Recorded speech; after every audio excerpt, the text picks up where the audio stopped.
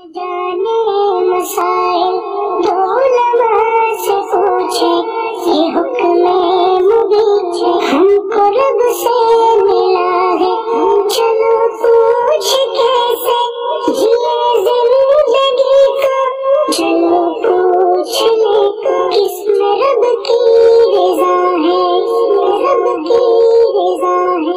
قابل احترام معزز سامعین اور میری دینی و اسلامی ماں اور بہنوں، السلام علیکم ورحمۃ اللہ وبرکاتہ۔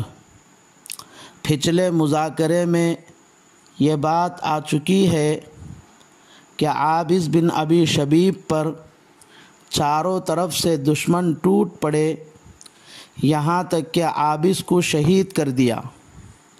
اتنے میں حضرت حسین رضی اللہ تعالی عنہ کے بڑے لڑکے علی اکبر یہ اشعار پڑھتے ہوئے آگے بڑھے، انا ابن علی ابن الحسین ابن علی نحن ورب البیت اولا بالنبی، میں حسین بن علی کا بیٹا ہوں، قسم ہے رب کعبہ کی ہم رسول اللہ صلی اللہ علیہ وسلم سے زیادہ قریب ہیں۔ تاللہ لا یحکم فینا ابن الدعی کیف ترون اليوم سترى عن ابی، قسم بخدا ختنہ کرنے والی کا بیٹا ہمارا حاکم نہیں بن سکتا، آج تم دیکھ لو گے کہ میں اپنے باپ کی طرف سے کیسے دفاع کرتا ہوں۔ لیکن مرہ بن منقذ بدبخت نے علی اکبر کو نیزہ مار کر گرا دیا۔ اس کے بعد کچھ اور بد نصیب لوگوں نے آگے بڑھا اور آپ کے جسم کے ٹکڑے ٹکڑے کر دیے۔ حضرت حسین رضی اللہ تعالی عنہ کو خبر ہوئی اور وہ علی اکبر کے پاس آئے اور کہا، اللہ ان لوگوں کو ہلاک اور برباد کرے جو تجھے قتل کیے ہیں۔ اس کے بعد حضرت حسین رضی اللہ تعالی عنہ علی اکبر کی نعش اٹھا کر خیمے میں لائے۔ علی اکبر کی نعش اہل بیت دیکھ ہی رہے تھے کہ حمید فرماتے ہیں کہ جنگ میدان میں چاند جیسا چہرے والا یہ خوبصورت بچہ نکلا۔ اس بچے کو جب عمر بن سعد دیکھا تو اس نے ہم سے کہا کہ میں اس بچے پر حملہ کروں گا، تو میں نے اس سے کہا، سبحان اللہ، تجھے اس ننھے سے بچے سے کیا دشمنی ہے؟ اتنے لوگوں کو قتل کرنے کے بعد بھی تیرا جی نہیں بھرا؟ لیکن عمر بن سعد نے میری باتوں کی پرواہ کیے بغیر اس چھوٹے بچے پر حملہ کر دیا۔ بچے نے آہ بھر کر ایک آواز دی، یا اماں، چچا جان میری مدد کیجیے۔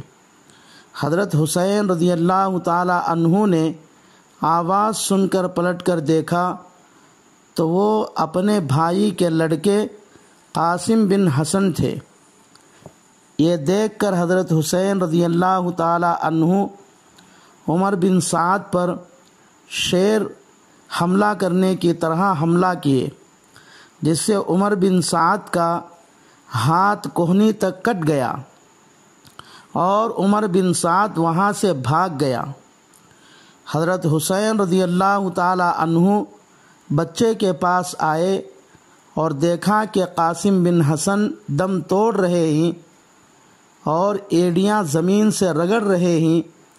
حضرت حسین رضی اللہ تعالی عنہ کو بچے کی یہ حالت دیکھ کر آنکھوں میں آنسو بہہ گئے اور قاسم بن حسن کی طرف متوجہ ہوئے اور ان سے مخاطب ہو کر کہا، وہ قوم ہلاک اور برباد ہو جس نے تجھے شہید کر دیا۔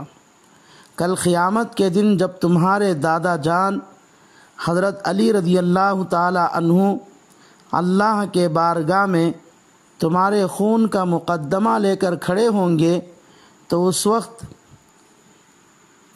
تم کو شہید کرنے والوں کی کون مدد کرے گا؟ پھر کہا بیٹا قسم بخدا آج تیرا چچا شرمندہ ہے کیونکہ تو مجھے مدد کے لیے پکارا مگر میں تیری مدد نہ کر سکا۔ اگر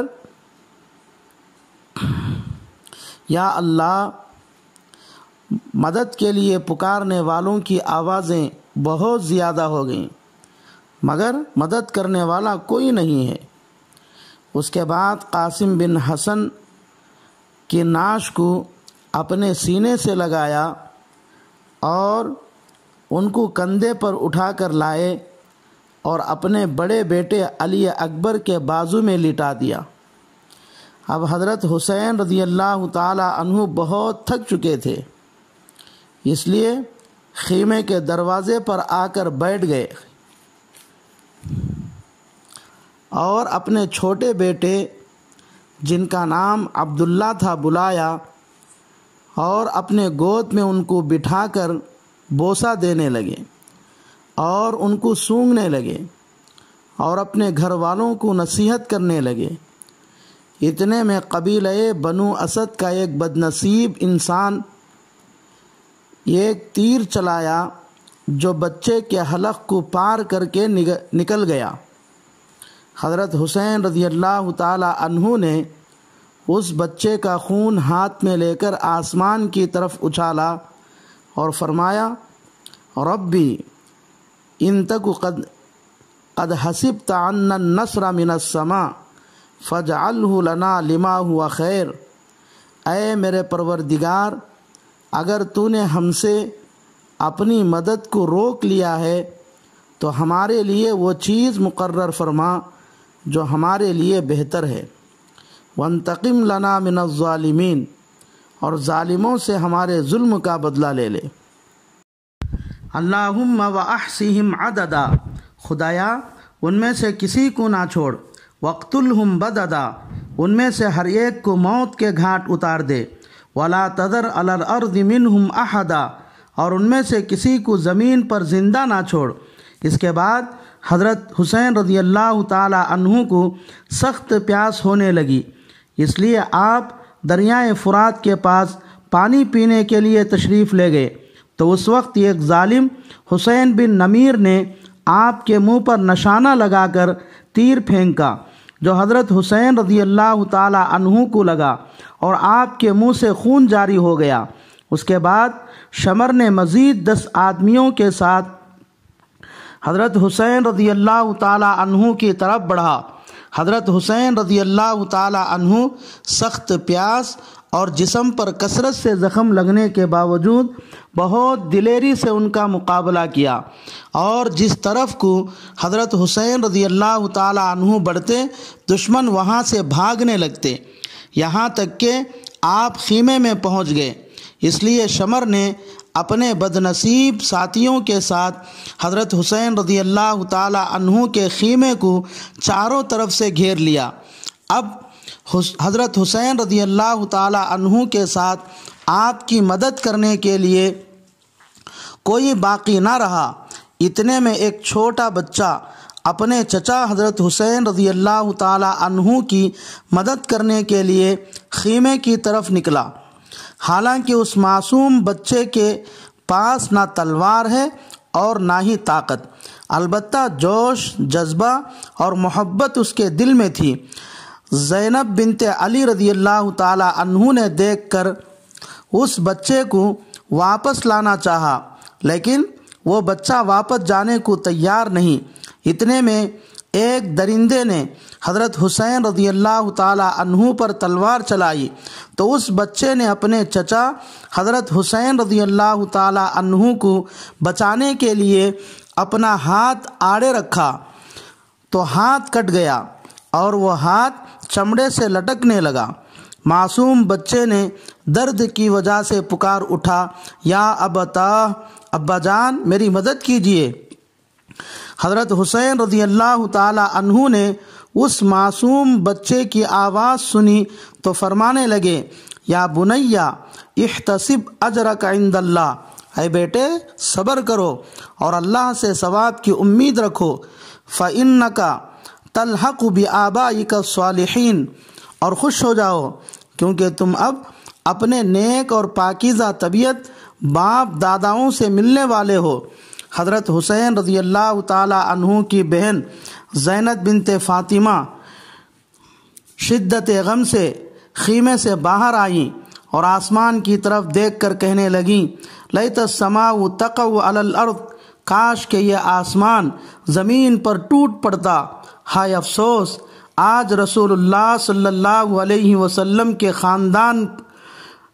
خاندان کا کوئی مددگار نہیں ہے۔ جس ذات اقدس نے امت کے خاطر اپنا خون بہایا ہے، آج وہی امت رسول اللہ صلی اللہ علیہ وسلم کی اولاد کا ناحق خون بہانے کو تیار ہے۔ پیاسے کتوں کی طرح ان کا خون پینے کو تیار ہے۔ اس کے بعد عمر بن سعد سے مخاطب ہو کر کہنے لگی، عمر، نواسے رسول کو شہید کر دیا جا رہا ہو اور میری آنکھیں دیکھتی رہ جائے۔ زینب بنت فاطمہ کا یہ درد اور غم خدا سے فریاد رسی دیکھ کر ظالم اور سخت عمر بن سعد کے آنکھوں سے بھی آنسو نکل آئے اور شرم کی وجہ سے عمر نے اپنا چہرہ پھیر لیا۔ اس کے بعد حضرت حسین رضی اللہ تعالی عنہ کہنے لگے، لوگو، تم میرا خون کیوں کرنا چاہتے ہو؟ شاید میرے بعد اتنی ذلت، ظلم اور بے دردی سے کوئی قتل نہیں کیا جائے گا۔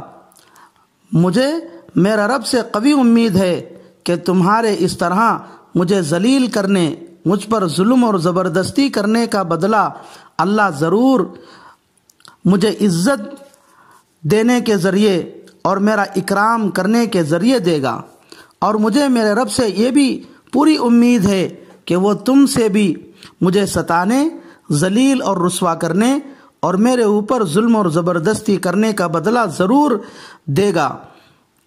میرے خون کے بدلے تم کو بھی قتل کیا جائے گا، پھر بھی اللہ تم سے راضی نہ ہوگا بلکہ تم کو دگنا عذاب دے گا۔ حضرت حسین رضی اللہ تعالی عنہ کی یہ باتیں سن کر آپ کی طرف بڑھنے کی کسی کو ہمت نہ ہوئی۔